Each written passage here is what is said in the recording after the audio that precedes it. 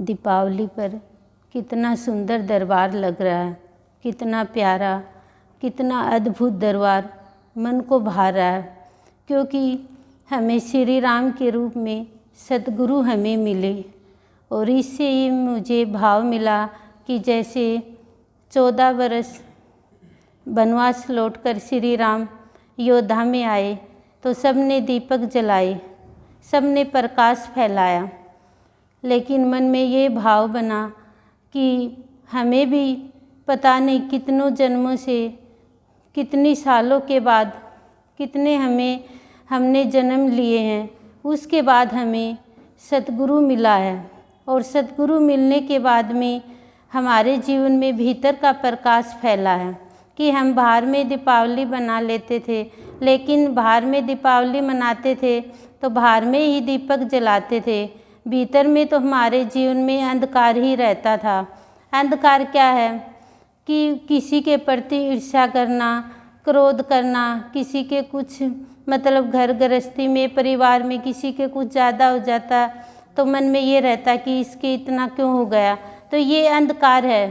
किसी का बुरा सोचना, ये सब अंधकार है। ये कब दूर हुआ? जब हमें सतगुरु मिला और सतगुरु का भाव हमें मिला, तब हमारे जीवन में भीतर का जो अंधकार था वो दूर हुआ और हमारे जीवन में प्रकाश फैला।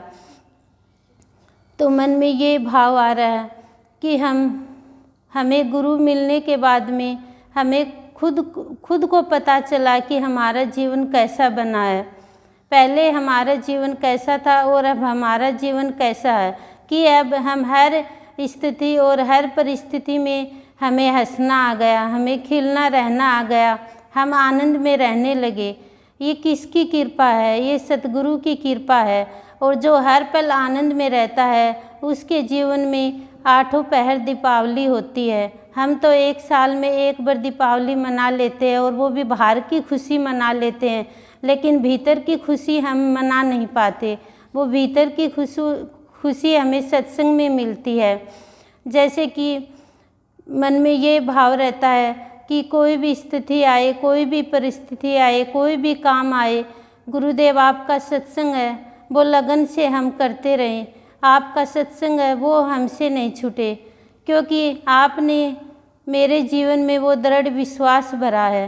पहले कमजोरी का भाव था और हम सत्संग को छोड़ देते थे, कोई भी स्थिति आती तो, कोई भी परिस्थिति आती, लेकिन जैसे जैसे गुरु हमारे जीवन में भाव भरते हैं तो हमारा विश्वास है वो जागृत होता है, वो दृढ़ विश्वास हमारा बनता है। जैसे कि राजा जनक का बताया तो उससे कि हम सोचते कि हमारे घर में, जैसे कि मेरे घर में रंग चल रहा था तो मन में कमजोरी का भाव आया कि रंग चल रहा है तो मैं सत्संग में कैसे जाऊंगी, कि मेरा तो सत्संग छूट जाएगा। तो गुरु विश्वास भर देता है अपने बच्चे के अंदर, दृढ़ विश्वास। और एक दिन के बाद में ही ये राजा जनक की बात आ जाती है। तो फिर मन में ये रहता है कि गुरु पर विश्वास है तो फिर किस चीज़ का डर है, कि गुरु अपने आप ही संभालेगा सबको, कि मैं सत्संग क्यों छोड़ूं। फिर सबको छोड़कर जैसे खिंडा हुआ रहता है सामान, सब सामान छोड़कर और सत्संग में आ जाती हूँ। कोई भी फिर कुछ भी नहीं बोलता, कि मन में कमजोरी का भाव रहता था कि मैं जाऊंगी तो पता नहीं घर में कोई सामान वगैरह कुछ भी ले जाए, मन में रहता था वैसे ये। लेकिन गुरु के आगे प्रश्न रखा और गुरु ने अपना भाव दिया तो इससे मन में विश्वास हो गया कि मुझे तो मेरा सत्संग लेना, मुझे मेरा सत्संग नहीं छोड़ना। तो मैंने वो पूरा सत्संग लिया। तो मन में बार बार में ये भाव आ रहा है कि गुरु ने मुझे जो भाव दिया, मेरे अंदर जो विश्वास की जागृति की, बार बार मैं कोटि कोटि प्रणाम करती हूँ, नहीं तो पता नहीं मेरा सत्संग छूट जाता। तो हम क्या करते हैं, हम सत्संग को छोड़ देते हैं। घर में कोई काम आ जाता है, कोई मेहमान आ जाता है तो हम सत्संग को छोड़ देते हैं। कोई प्रतिकूल स्थिति भी परिवार में आती रहती है तो भी हम सत्संग को छोड़ देते हैं। लेकिन गुरु पर पूर्ण विश्वास रखेंगे और गुरु को कहेंगे कि आपको संभालना होगा, मुझे तो सत्संग के टाइम सत्संग पे जाना ज़रूरी है, तो मैं तो सत्संग ज़रूर लेऊंगी। लेकिन गुरु के सामने हम प्रश्न तो रखें, उसका उत्तर हमें ज़रूर मिलता है। और फिर हमारा सत्संग भी नहीं छूटता, क्योंकि विश्वास होना चाहिए अपने गुरु के ऊपर। अपने गुरु के ऊपर सच्चा विश्वास होगा तो गुरु हमें रास्ता ज़रूर दिखाता है और हमें रास्ता मिलता भी है। मैंने तो अपने जीवन में बहुत अनुभव किया है इन चीज़ों का, कि हम मन में कमज़ोरी का भाव रहता है, मन में हमारे डर का भाव रहता है कि हम सत्संग को छोड़ दें, हम घर में ही रहें। लेकिन जब हम भगवान को मानेंगे, गुरु को मानेंगे, अपने इष्ट को मानेंगे, तो गुरु हमें रास्ता दिखलाएगा और पूरा हमें सत्संग भी दिलाएगा। तो गुरुदेव बाबा और गुरु माँ से यही प्रार्थना करती हूँ कि जो हमें विश्वास मिला है उस विश्वास पर हम कायम रहें और आगे हम उस विश्वास को और जागृत करें। और हमें तो अपने भगवान को ही पाना है।